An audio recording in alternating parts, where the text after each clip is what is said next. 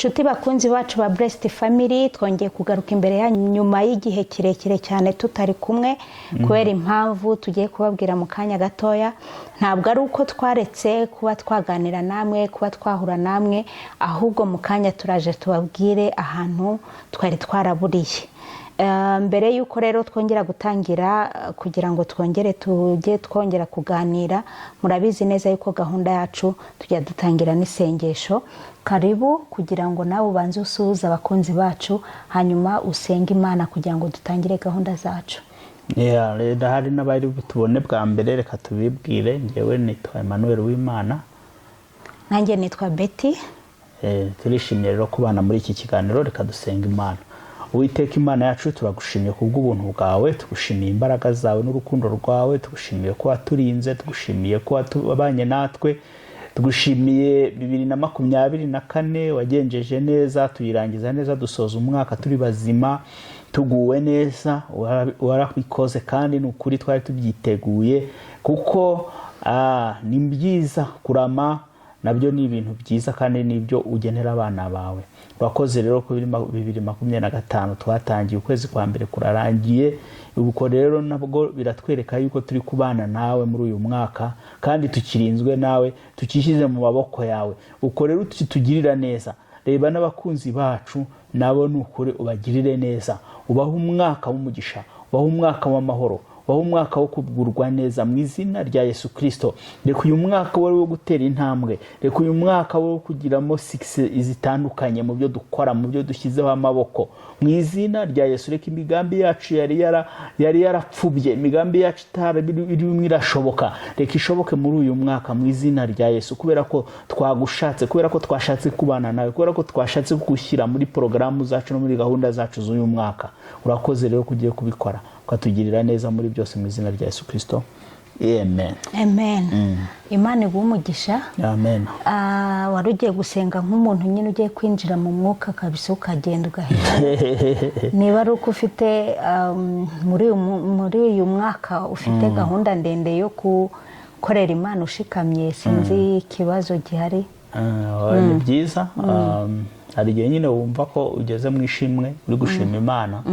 Burya iyo dusenze isengesho ryo gushima Imana, hari igihe uhita ukurura ibintu Imana yagiye gukorera, ugahita wumva mbese ari ibintu, wavuga ibintu byinshi, wumva wakwatura amagambo menshi. Noneho kandi waba ubona ko uri no mu ntangiriro z'umwaka, hakaba hari byinshi nabwo ushobora kuvuga uti Imana reka nyereke na bino na biriya. So niyo mpamvu mu isengesho hari igihe wumva ukuruwe n'ibyo byose. Ibyo nibyo bakunzi bacu, kubera yuko turacyafite impamvu yo gushima, kubera yuko kuba uhagaze uyu munsi, kuba uriho uyu munsi, kuba ukibayeho uko uriho uyu munsi, nuko ari ubuntu bw'Imana. Iyo Mana yabidukoreye ntabwo twayitenguha, ahubwo tugomba kuyigarurira amashimwe. Twebwe nta kindi Imana ibidukeneyeho uretse kuza kuyishima, tukayibutsa yuko yabanye natwe ndetse ko twanezerejwe n'ibyo yadukoreye byose. Niyo mpamvu rero mubona tuba dufite amashimwe igihe cyose. Rero muri uyu mwanya ndashaka kugira ngo twinjize mu ijambo ry'ishimwe. Ngira ngo ikiganiro cy'uyu munsi turashaka kubabwira, turashaka gushima Imana uburyo yatutambukije 2024 n'uburyo twinjiye muri 2025. Ibintu abantu benshi baba babyiteze, ariko mu by'ukuri tuba tuza hacu hashize, ndetse naho turi uyu munsi ejo hazaza ntituba tuhazi. Ariko rero ibyo byose twebwe byose bituma dushima Imana yacu. Karibu rero utwinjize mu ijambo ryo gushima Imana, hanyuma tubwire abakunzi bacu ahantu twari turi tumaze iminsi. Ngira ngo duheruka gukora ikiganiro muri 24 mu mpera z'ukwezi kwa 11. Aho hantu hose twari turi. Ibyo ngibyo rero abakunzi bacu ngira ngo baratubuze, ariko ntabwo ari bose batuze, kuko hari abo twabanye amaso kuba amaso, abantu twari tubana niyakure, ariko noneho tubageraho, turabaramutsa, turahoberana, tumerana neza, tugirana n'ibihe byiza. Abo ngabo rero twabagezeho, abo ntibakwibaza ngo mbese twari twaraburiye, ariko hari n'abandi batabimenye. Rero reka tugeze iryo jambo ritoya ryo gushima Imana, hanyuma tubwira abakunzi bacu ahantu twari twaraburiye. Urakoze cyane. Reka dushima Imana mu kanya gatoya. tunababwira ko ibiganiro tugiye kongera kubibyutsa tubikore, kandi ibiganiro bigiye biba ari bigufi kugira ngo bibashe kubafasha umuntu ntibimutwara umwanya munini, kandi n'ibyagiye biba birebire turashimana ko hari abagiye babikurikira bakabana natwe.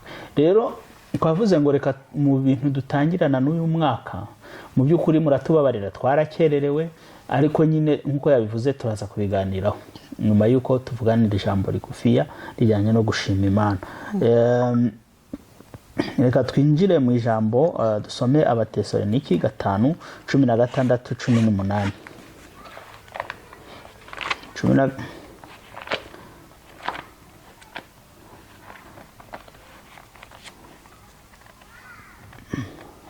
Abatesalonike ba mbere 5:16-18.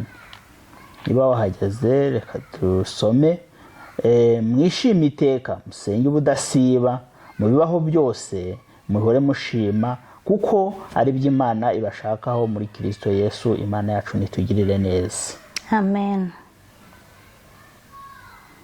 Iri jambo ryongera nkarirebaho nkanaritekerezaho. Iri jambo riratubwira ngo muri byose tujye dushima Imana. Muri byose hatavuyemo na kimwe. Urumva ukuntu hari ibintu bikomeye, kubera yuko hari igihe uri muri situation cyangwa se hari igihe ibintu biba ku muntu ukamubwira se twashima Imana, turashima Imana duhereye kuki, turashima Imana duhereye kuki, ariko noneho umuntu yapfushije uramubwira ngo dushima Imana gute? Umuntu yahuye n'akaga n'impanuka ikomeye, yenda yacitse amaguru, amubwira ngo dushime Imana gute? Ariko nakongera gutekereza ku bwiza bw'Imana, kuko ibintu Yesu yaratubwiye ngo ikintu cyazanye Satani ni ukwica, kwiba no kurimbura.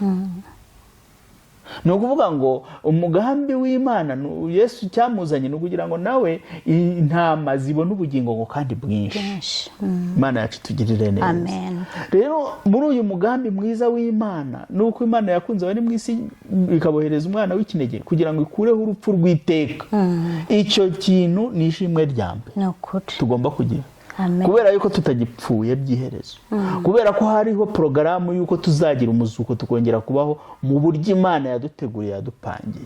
Iryo ni ishimwe rya mbere tugomba gushima Imana mu byaba byose. Ko Imana nayo yagize ugukunda abari mu isi katuzanira umwana w'ikinege kugira ngo tutazapfa buhere. Ni ukuvuga ngo tudapfa bugingo, tuzapfa kubw'uyu mubiri ariko ubugingo bwacu bubone ubugingo buhoraho. Sinzi niba mbivuze neza. Noneho ikindi dushima Imana, uravuga ngo nari ndi kuvuga ngo mu byago byagenda bite. Hari igihe ugira ibyago ugapfusha ariko ukabona abagutabara, sibyo? Yego. Ibyo bikabamo n'ishimwe. Avuga ati umuntu wacu yagiye ariko nshimye Imana ko muhari mukaba mwadufashe urumva hari mwishimwe. Nubwo mu byo bintu byose byabaye ariko hari abantu bagutabaye baraboneka. Ngo zishimwe muri byose dushobora gushima. Ushobora kusanga umuntu yararwaye igihe kirekire ndetse waranasenze n'iseje ko guti Imana reka uyu muntu ndumva murekuye, kuko hari n'igihe umuntu tumufata agatinda kugenda akamurekura ukavuga uti uyu muntu reka agende.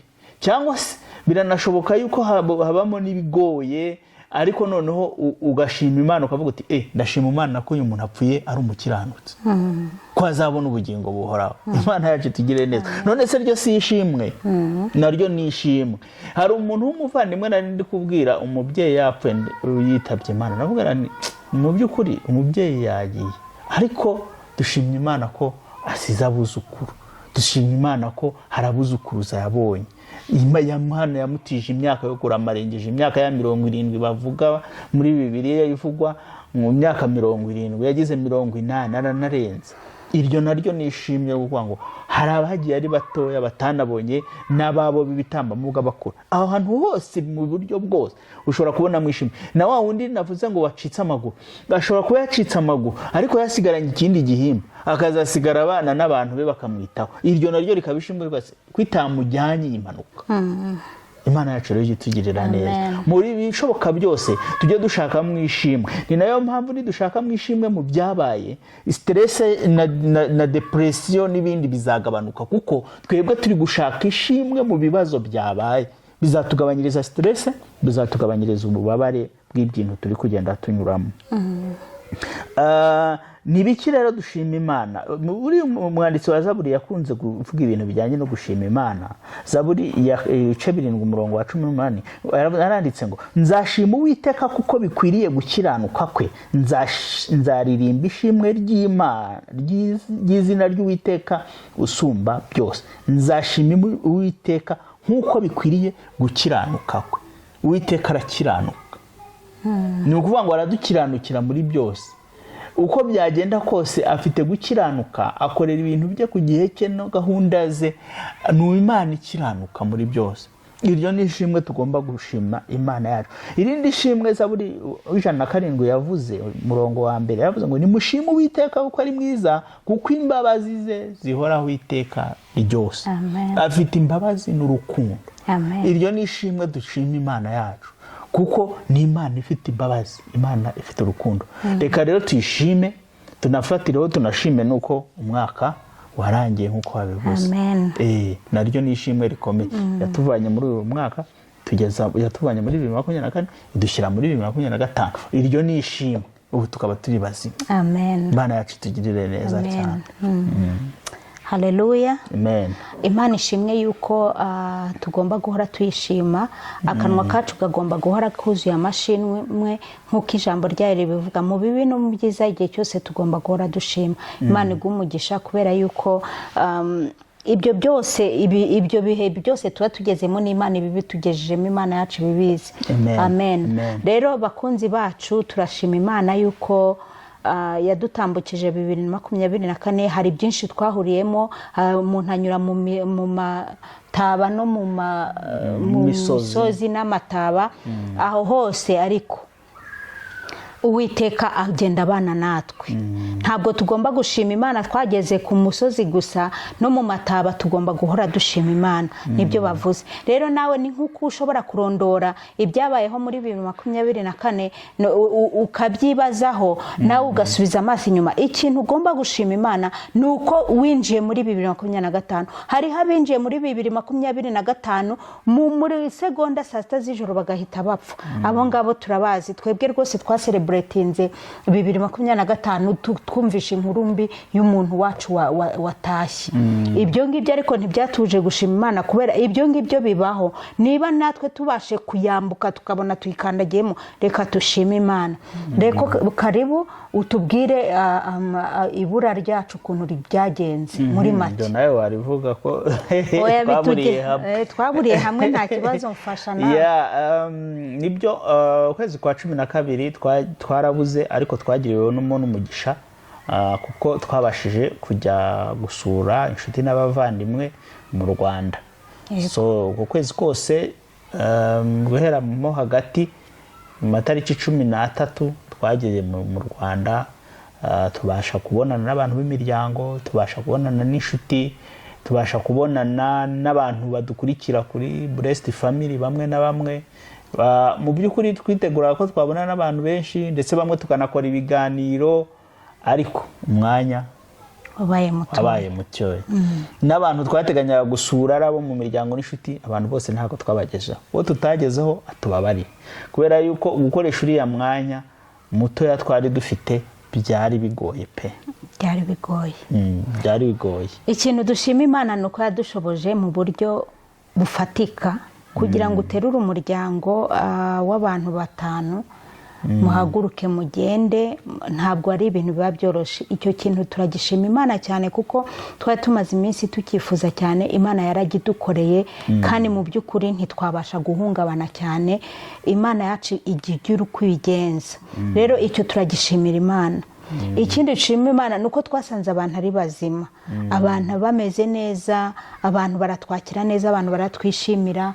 Nukuri turabishima Imana yuko twari tuzi ko tuzagerayo tugasanga abantu baratwibagiwe, ariko mu by'ukuri batweretse urukundo rwinshi rudasanzwe, ku buryo abantu bagiye batwakira, abantu bagiye baraharanira kugira ngo batwakire mu ngo zabo, abantu baduha ibyabo.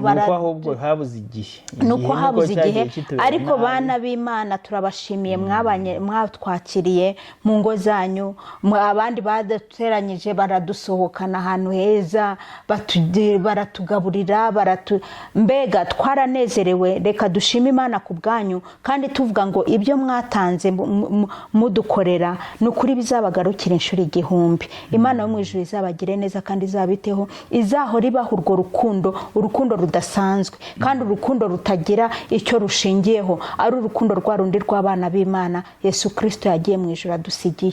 Ni ukuri Imana ibaha umugisha.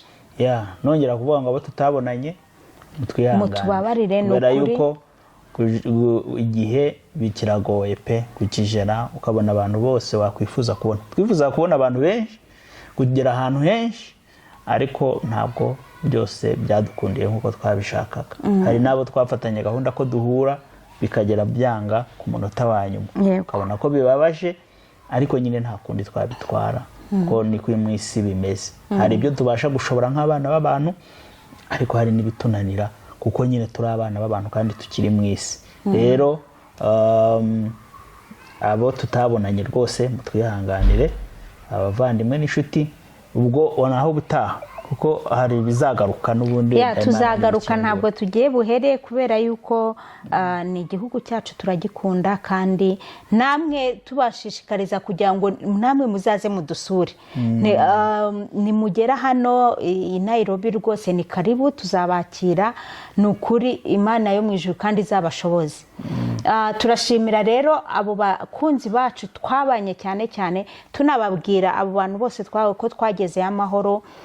Ubu tumeze neza rwose, nubwo twaje ukwezi kwa mbere tujya mu bintu byinshi n'ubundi birimo gutegura gusubiza abana mu mashuri, birimo no kongera kwisuganya neza. Rero ubu twagarutse kugira twongere tuganire, twongere tujye mu murimo w'Imana. Umurimo w'Imana si wo kureka, ahubwo tubabwira yuko ubu niho igihe kigeze cyo kugira ngo dukorere Uwiteka. Mu bihe bishoboka n'ibidashoboka dukorere Uwiteka, kuko ibihe biri imbere ntabwo ari ibihe byiza cyane, ahubwo tugomba kubisabamo ubwenge Imana Uwiteka, kugira ngo adufashe tumenye uko tubyitwaramo nk'abana bayo. Reka rero turangize twifuriza abakunzi bacu uyu mwaka mwiza, uyu mwaka wa 2025.